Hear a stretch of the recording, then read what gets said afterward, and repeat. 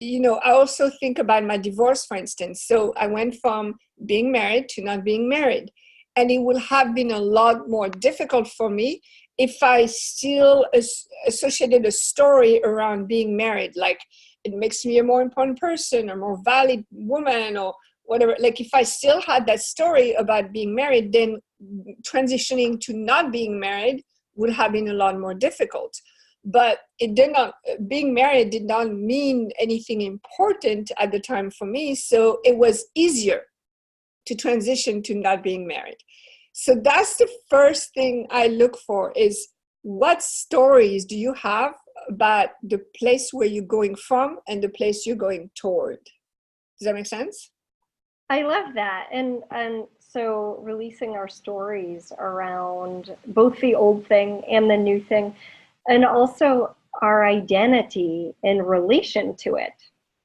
Right? Yes. If maybe, like, oftentimes what happens is someone's the best baseball player in their high school, and then they go to college and they're with all the best, everyone was the best baseball player in their high school. Yeah. Suddenly you aren't the top of the class anymore. And so releasing those ideas of who we are, and also the willingness to kind of be the new person and learn and adapt, and what's available now for me without my stories. I love that you brought the idea of identity. And thank you so much for saying that. Okay. I actually feel that the issue with identity is we are looking too small. So we think we are like a great baseball player, or we are a great woman, or a great mother, or a great wife, or whatever, or a great, at our job. And if we base our identity on that, then of course anything that threatens that or changes that is going to be really challenging and emotional for us. So for me, the identity is going to be much, much greater above all of that. So like, I'm a person who loves and who is loved, and I'm a creator. I'm very creative. Like looking at the way above all of this, that identity will actually never be touched by anything. It will never be, like, you cannot make me a not loving person. That's just not possible in my world. And so when you base your life on that way above identity, it doesn't matter where you're going from and to, because that does not affect who you are. Right? Yeah. Yeah, so acknowledging that you're much bigger than those roles and positions. Yeah. My two children are in different schools this year. They're both in different schools from each other. And they both went to Montessori school last year, which they were used to. They had gone to for several years. And so entering a more traditional school has been very easy for the older son, and then more challenging for the 7-year-old, who's like, we sit there and we do boring work, and then we do some more boring work, and then we go have lunch, and then we come back and we do boring work. and so part of my just helping him with that has been to ask a lot of questions. Is there something you like about your teacher? Yeah. Is there, what is it you like about her? Because he's like, I don't like her, So is there something you like about her? You could find to like about her. Is there something, that you really enjoyed today? And so part of it is me navigating, like, is it the school? Is it the teacher? That we're just trying to navigate. What is it that could be a fit and he can grow into, or is it really not actually a fit? And playing with someone who doesn't want to talk too much about it, because I'll ask him about it. Can you tell me more about that? And he doesn't always want to. So then I have to get a little bit specific, dancing with the question. Yeah, specific questions help a lot, and I love your questions. What is it that you like about the t-shirt? Those are really great questions. You know, especially when we're transitioning from a place that's familiar to a place that's not familiar, whether it's a school or a job or a relationship. A lot of times it's easy to put fear in the new situation because we don't know what it's going to look like. But if we decide ahead of time that it's going to be okay, like no matter what shows up, I'm going to be okay. Like I've lived so far, I've lived that many transitions so far, and I'm okay. Then I'm going to probably okay there. When we look at that, it's so much easier also to have a smooth transition because now the fear can be removed. I always use this, like you're still alive and you've gone through many transitions and you're still alive. So most likely you know what it takes to transition fine between one place to the other, right? Otherwise you would not be here anymore. That's so funny. You know, and also I mean, I don't know if this works in every situation, but for kids, like I always look at what is it they're going to get that they actually want. So for instance, if your child wants the teacher to, I don't know if he has homework or not, but to give him less homework or to be more lenient on, projects and things like that, making sure that that he likes the teacher, it's going to be a pretty big piece of the puzzle. Like she's probably going to be a lot easier on him if they have a good relationship. So if they know that in advance, then it's easier. There was a middle school, we're not at that middle school, there was a middle school where they would pair up a kid that had just started in the school and a kid that was in like the last year of the school. They would pair them up so that the kid that just arrived could ask, hey, what do you know about this teacher? And what about this teacher? And like, what class should I take? And all of that. Like they really helped each other out. So it was a really great idea, I thought. So like for instance, sometimes it's worth it before we go to a different transition, to a different part of our life, to ask, hey, who knows about this? Who has already gone through this? That I can get advice from. Like if you never created a business, you're leaving your job and you're going to create a business and you never created a business, you may want to get a business teacher or somebody who can guide you on your business. Something for anything, any part of your life. Yeah. Getting the support is important.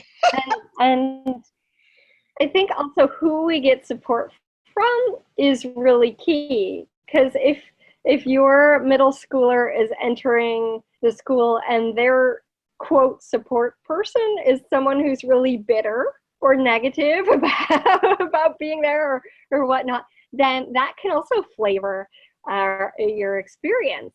I remember being in ballet and thinking that reading all these biographies would actually, and usually autobiographies, would give me an edge. Yeah. And maybe in some ways they did, and in certain ways they colored my experience in ways that weren't actually so positive. Yeah. Because maybe I bought those people's points of view as real and true when they didn't actually have to be true for me, and they became a limitation. Yeah. So just looking at like, where is my information coming from, and recognizing, oh, that too is always colored by that person's experience. I remember when I moved to New York City, I was doing a self-development workshop, and I had 1 week to find an apartment. I had just moved to New York. I was staying with a friend, and he basically told me, in 1 week, you have to get out. I'm like, okay, so I have 1 week to find an apartment.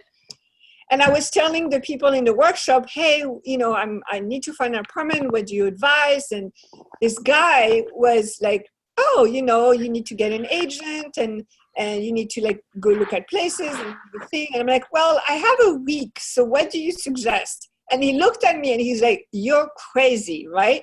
Because in his mind, it was impossible to find an apartment in a week in New York City. Well, I'm crazy. So I was like, okay, well, what else am I going to do now? I have to find a place. And I did. And within a week, I had a place to call home. So it's true. And but also use your own judgment. If what the person is telling you does not match what you know, especially when you know about you, then don't listen to it. That may be their experience. Like maybe this guy had a hard time finding a place, but he's not Sophie. He doesn't have my magic. Right? Yeah. A lot of differences between you and him, including, that you actually knew there was a possibility. Absolutely. There was. Yeah. I remember that the 2 apartments I got in New York City, I was always the first one to respond to the ad. And the people always commented, they're like, what, like I post the ad and you responded right away. But that's because I trained myself to like watch for things and do it right away. Like I did not hesitate, I was like, boom, I'm going. And that's how I got the best places in New York. Yeah, that willingness to just reach out, even if you have a hesitation, just to do it can create a lot. I've seen that in my life as well. So thanks for listening to Sexy Mom Abundant Life, everyone. In a moment, we'll be back, and there are some strategies for navigating transitions and change and creating ease. So we'll talk about those, and we'll be back in just a moment.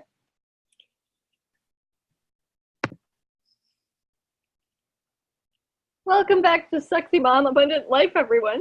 This is Kathy Williams, your host, along with your monthly co-host, Sophie Michelle. Hello. Yay! And today we are talking about transitions. Transitions in terms of school, work, moving, whatever, relationship changes, whatever it may be. And expectations, adaptations, things to make it easier. And before we hop back into the conversation, Sophie, I know there was something you wanted to tell people about on the show today. I'm so excited. All right, so I have 2 coaching programs that I'm starting like today, basically. They are launching today. One is to set your vision for your life. So there are 12 areas of your life that we can look at and set vision for. So it's a package of 3 sessions with me, and it's very, very affordable. And we spend 3 sessions of 45 minutes going over the 12 areas of your life. And once you have that vision, then you have a destination and you know what actions to take. So it's vision and actions as well. So it's a really directed program where it's like, what are you about in your life? And I love it. I just went through it myself and I love it. And so that's one. The other one is probably going to surprise some of you, because it's unlimited coaching with me for a whole year. And you get as many 15-minute sessions with me as you want for a whole year. So all of these are available on my website at sophiemichellemihalko.com/coaching. All right, cool. So, and we'll mention the show and contact information again in a little while. Cool. That sounds really fun. It is. I'm excited. Yeah. And I'd just love to mention a couple of things I have coming up. If you are a people pleaser, this one's for you. Ooh. It's called Is People Pleasing Your Unpaid Job? And it's a one-off call to look at that and make some changes. We also have one called Beyond the Lies of You Can't Have That. And that's also a one-time call that's available. Both of them are on my website, meetkathywilliams.com/upcoming. And these two things have just been coming up a lot in the sessions I've been doing one-on-one with people, and also in some of the other classes where like we have the idea, I can't have that. Maybe others can have it. I know it's possible, but it's not for me, even though I would really like to have it. And then the people pleasing thing, just over and over, is coming up, especially with women. And I've been seeing that a lot. So these two classes are online and designed to change that. And one will be next Thursday, and then one will be the following week. So those are at meetkathywilliams.com/upcoming. I also have a couple of products that are retiring tomorrow, which is Friday. One is called Help, I'm an Empath. And the feedback I got from that class just knocked my socks off. So many people were super grateful. It's a product on my website that comes with a little bonus meditation for releasing energetic attachments. And if you've been taking on other people's stuff, it's definitely something that you are going to want to check out, because it may be a contribution to you. So that one's retiring. And then 5 different prosperity energy pulls is retiring tomorrow, as well as a class with multiple energy pulls. And if you don't know what an energy pull is, I've got something for you. It's free. KathyWilliams.com. You just hop on over, and there's a thing that says, get your free Create Your Life exercise here. And that's that. It'll be, you'll get a money rain meditation, which is really fun. And then you'll get an energy full exercise. And I also hear from people, hey, Kathy, I use that every single day. I really love it. So it's totally free at meetkathywilliams.com. And then you'll get a taste. And if you want 5 more, hop on over to the shop, because they're there and they are retired. Nice. There are others that aren't retiring. So if you're like, oh my, I listened to this a week too late, there are other ones that are there too. So those are not retired. Just the prosperity pulls, and 5 different ones are saying goodbye. Just to open up space for new stuff. Yeah, that's awesome. Right, newness, transitions. That's our topic of today. So those things are transitioning on. So nice. You and I had a little kind of chat or interaction about taking action and having routine when we're having transitions. So what actions do you like to take, or what comes to mind when you're talking about taking action? Well, actually, what I was thinking first is to not, so if you hesitate to do something, you're never going to do it. So it's either you do it or you don't do it. But if you give yourself permission to be like, okay, well, yeah, I want to work out, but today I don't feel like it, then that's it. You're done. You're never going to work out, or you're only going to work out like in 6 months. You've got, like, you just do the action. Do never give yourself permission to not take the action. Like, for me, this is really what's helped me transition easily with things, is like, if I hesitate, like, I want to do this, but I'm not sure, like, it's just not going to happen, period, right? So you've got to say, I'm going to go from, like, especially if you're living a situation you're familiar with that has some kind of security and you're creating something completely new, do not second guess yourself and say, oh, I'm going to try to find something like that has a security. No way, Jose. You left that security, like whether it's a job or a relationship, and that's because you're ready to explore something much bigger. So go for it, take the actions, don't backtrack. That's what I was trying to say with that. What I like about that too, and what I found helps me, is if I've been saying something's important to me, but I'm not actually doing it, that I set a deadline. I'm like, by Friday, let's go back to what you used, exercise, right? By Friday, I'm going to do the workout. And then I choose a workout in advance, right? By Friday, I'm going to do this. And it doesn't have to be by Friday, I'm going to run a marathon or run 8 miles, right? But by Friday, I'm going to take this action. And maybe since today is Thursday, maybe I would pick like by Tuesday, I'm going to take this action, right? And that way, it's very specific.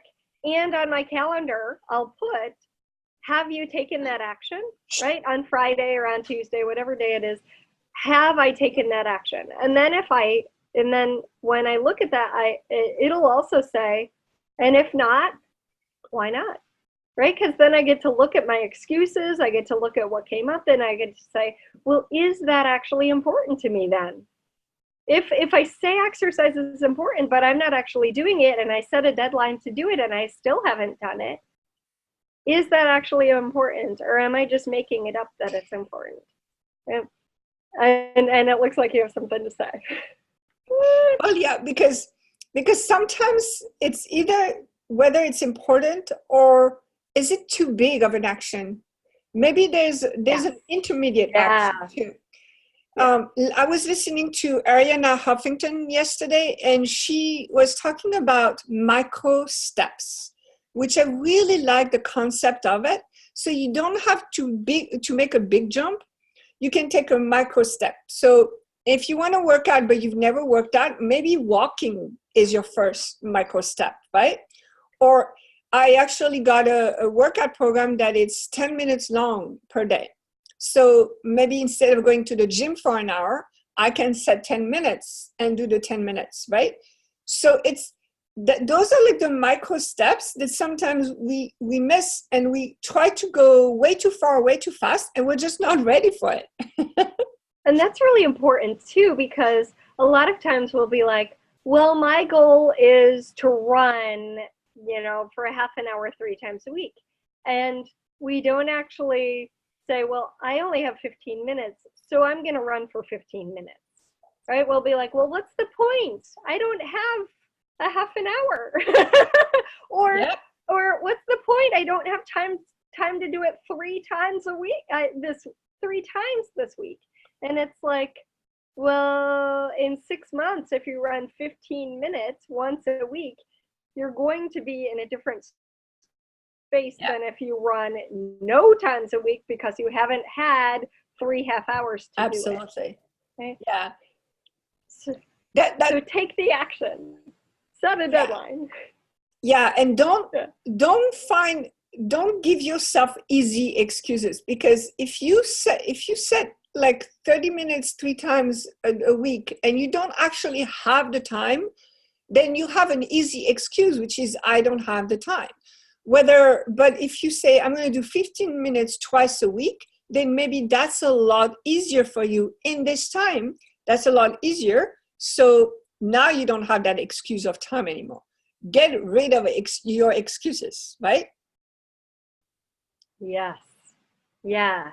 And to that end, I've kind of found for me that, especially when it comes to family, routine can be useful without being too rigid or dogmatic about it.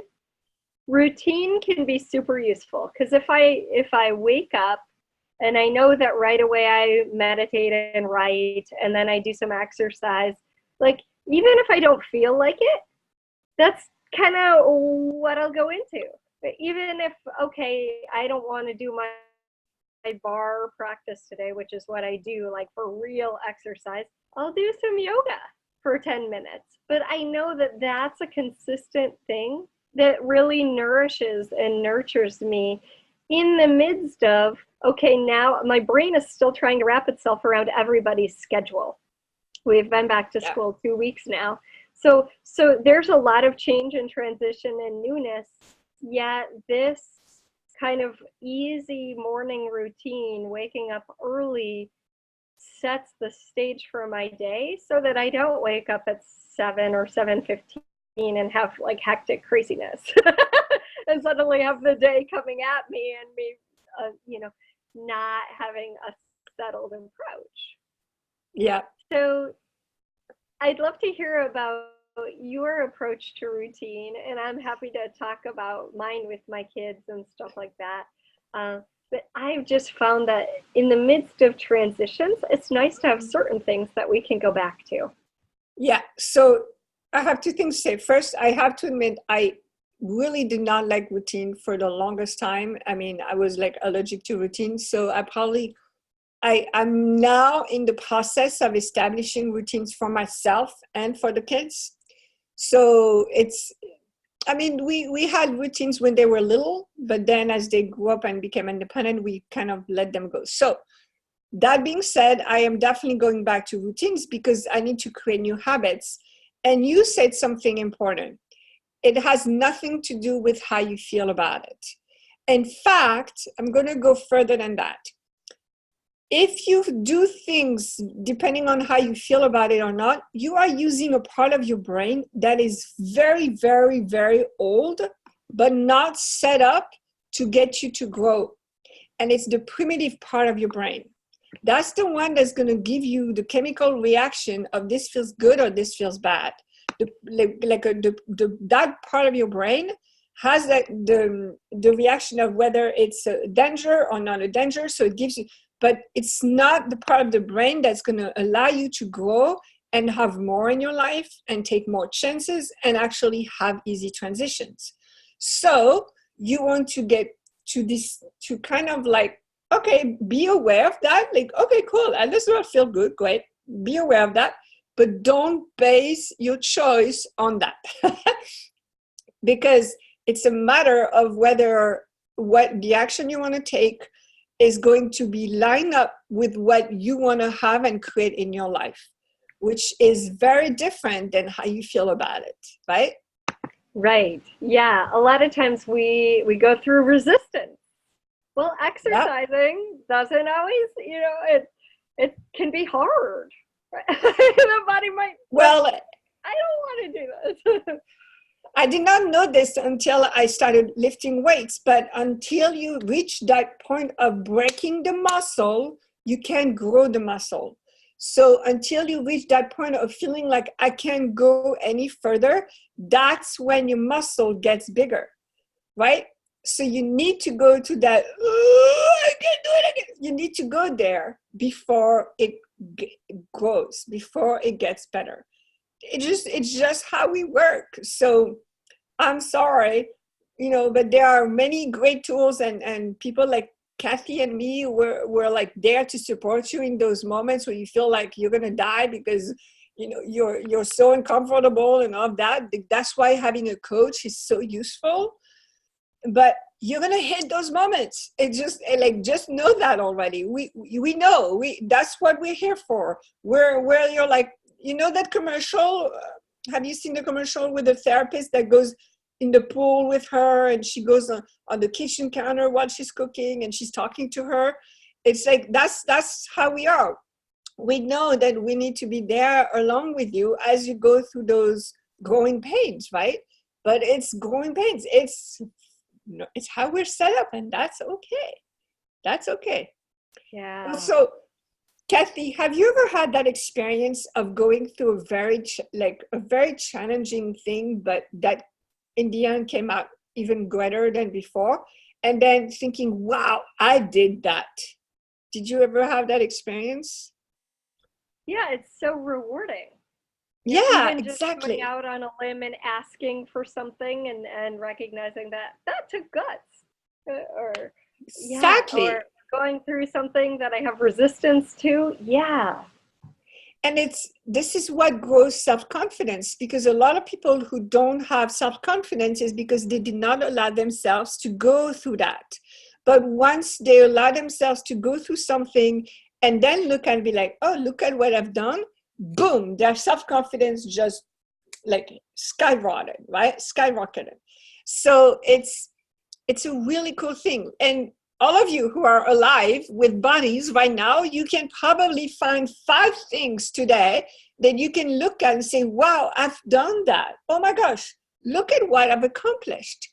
Even if it's just getting up, you can do it. And that acknowledgement, that acknowledgement creates more. It's like so often we look at what we haven't accomplished and where we're not that we would like to be and what others are creating. And it's like, if you'll actually look at what you have created that's really working for you, you can build on it. And acknowledgement is a beautiful gift. So maybe as we go to the break, see if we can find, a handful of things that you can acknowledge yourself for, and then you can build on those. All right, we're going to head to break right now, and we'll be back in just a moment. Thanks for listening to Sexy Mom Abundant Life, everyone. In a moment. This is Kathy Williams, and hi, Kathy.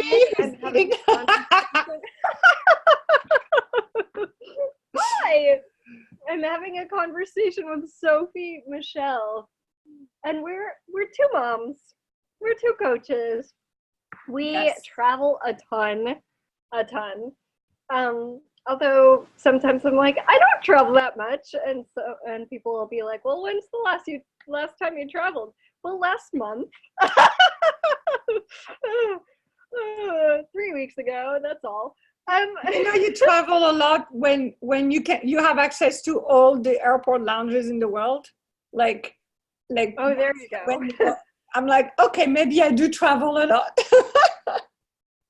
Or when on this airline they have the handheld devices, and on this one they have the screens on the back of the seats. Which airline are we traveling, Mom? Well, one with the handheld devices. Awesome! That's all they want to know. One with that kids. Is so funny. Yeah. Okay, cool. That is so funny. So funny. So, yeah, and travel involves a lot of what we're talking about today, which is transition. Yeah. Transition in terms of time zones and cultures and foods and dancing it with all of it requires some willingness also to not be too rigidly attached to your way. Absolutely. Yeah. Well, okay, so let's mention one thing first. I've never I don't think I suffer from jet lag very much because I always schedule something for me to do right, or like within the next 24 hours that I land somewhere, I have something scheduled.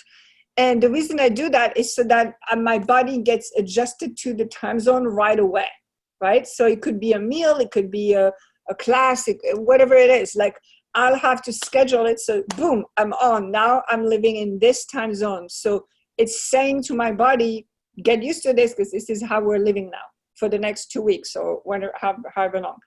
So I think that that's the first part, is to really be willing to completely be immersed in the next phase, in the next transition.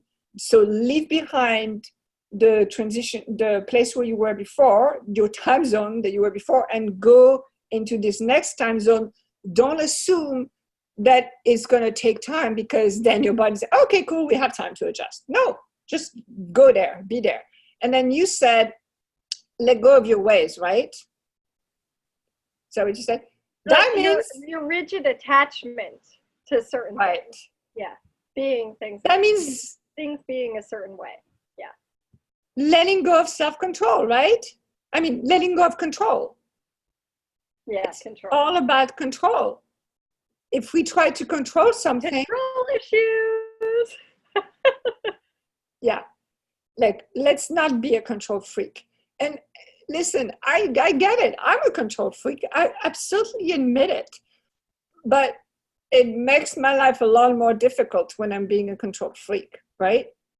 Well, and we all kind of know that from going to different people's houses, right? If you're staying with somebody at any point, like they don't always eat dinner at the same time that you're used to eating it, or they don't even eat the same foods, or they have different morning routines and things like that. And it's like, the more you can just have openness to that, like, well, let's just see what this is like for as long as I'm here. And maybe I can, okay, I'm hungrier before, 8 8 o'clock or something like that. Okay, now I know they eat dinner super late. So let me have a little snack at 5 or whatever it is, so that we're actually adaptable. And what's non-negotiable, like, yes, I do actually need to eat something, before 8. Okay, cool. You adapt to what works for you, and also, have the openness to try something new.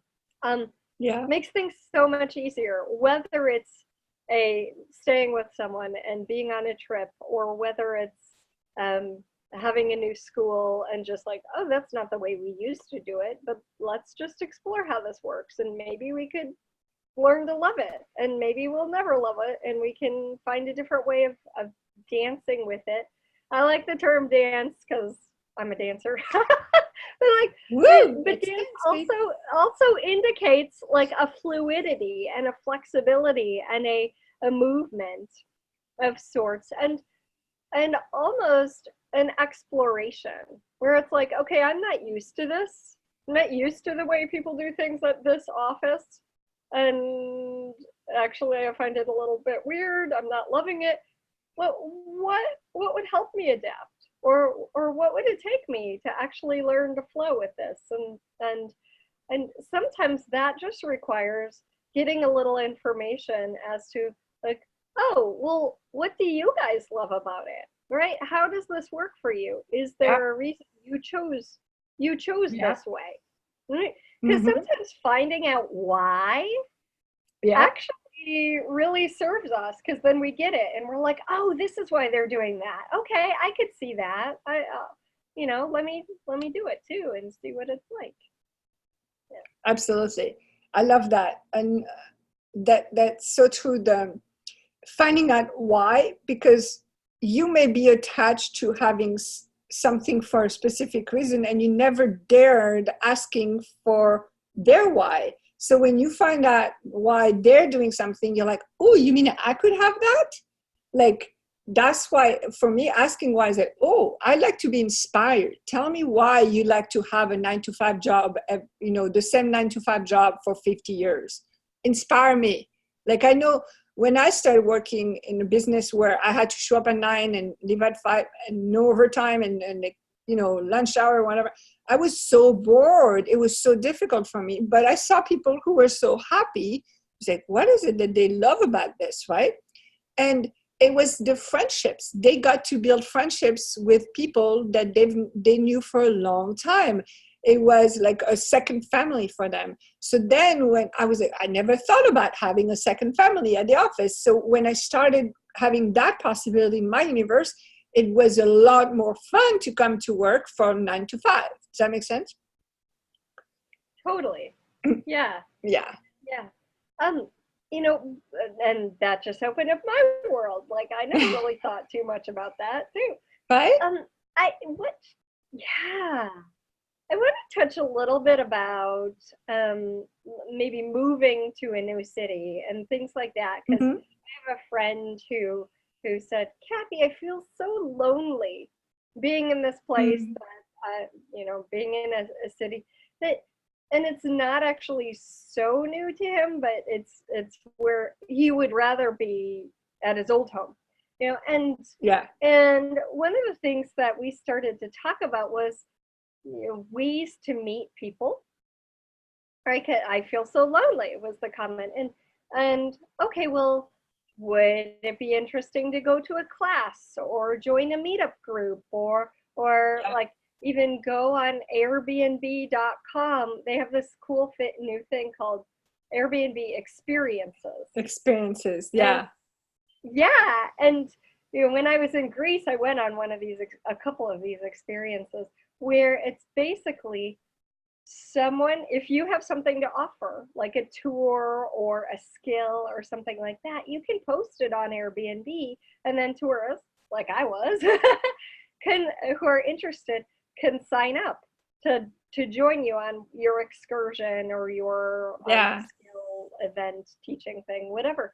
And so I said, well, is that something you've ever considered? Maybe you could like create a little tour of your area, or you could of your favorite things, or Or you could do, I know a friend who does access bars and massage, and he just put himself on Airbnb experiences too. Yeah. So like ways to interact with people that are exciting and enjoyable and bring something new to your life. Yes, yes, yes, yes. Um, also, the lonely, I mean, for your friend, you said that he'd rather be in his old house or where he was before. Yeah. And that's where the problem occurs, is when you'd rather be in the place where you're not, right? So Yes. if you can catch yourself, that's like the not feeling it type of thing. If you can catch yourself, okay, I'm really not doing myself a service by continuing to harbor feelings or desires for the old situation, right? So whether you're like missing Right, comparison. or, Comparison. yeah, if you keep holding, if you want to if you maintain that anchor, I mean, I'm learning something called soul ties. So like when you let go of somebody, you need to break what they call the soul ties. And I had never heard of that expression, but I recently did that for my past relationship, and it created so much more freedom for me, because whatever was left of emotional background with that person had suddenly disappeared. So I recommend dissolving soul ties if you need to. And actually, the last week's show was about relationship cords and energetic connections between people too. So that may be something y'all like to go back and listen to. I actually got some feedback like, oh my God, that opened up so much for me. So hey. That's awesome. Perfect. Yay. All right. Well, that, I feel like we've given people a lot of information about transition, and it's really like be good to yourself and take care of yourself and do what's required for that transition to be the best transition possible. Well, and I love that you just mentioned take care of yourself too, because sometimes when we're using new brain power, right, we're learning new things, interacting with new people, having to remember everyone's names, which are totally different, all these adjustments sometimes actually require more rest. Yes. Not always. Yes. Sometimes. And so it can be really useful to just tap in and get a sense of like, what does my body require? What do I require to create ease with this? And sometimes that's more time in nature, more rest. Sometimes it's, well, pay real attention to what you're putting into your body right now, or even like having conversations with the people you know uplift you and contribute, and not the people who drain you and stuff like that. So just that extra little attention to nurturing and nourishing yourself on all the different levels, because of the newness and because you're expanding and growing. Yeah, absolutely. Takes more energy. It takes more energy. I love it. You're awesome, Kathy. So be gentle with yourself. Oh, so are you. That's why I love having conversations with you. Just one reason. Oh, thanks everybody for being here with us. And we always welcome your feedback. You can submit it at meetkathywilliams.com, and that's got a K, Kathy, and an S, Williams. And there you can submit your feedback. You can listen to past shows. We're also on iTunes and SoundCloud and YouTube and IOM.fm. So you can subscribe on those different platforms and have it delivered right to your phone. That way you don't have to wait till next Thursday. So Sophie, just as we close, where can people find you? SophieMichelleMihalko.com. That's SophieMichelleMihalko. All right. And meetkathywilliams.com. And of course, we're also on Facebook and all the places. So just look it up. If you have a question, send it in, and a show idea. We love to hear it. And Yes. I'll be back next Thursday. Thanks, everybody. Thank you, Sophie. And aloha. Make today a great one.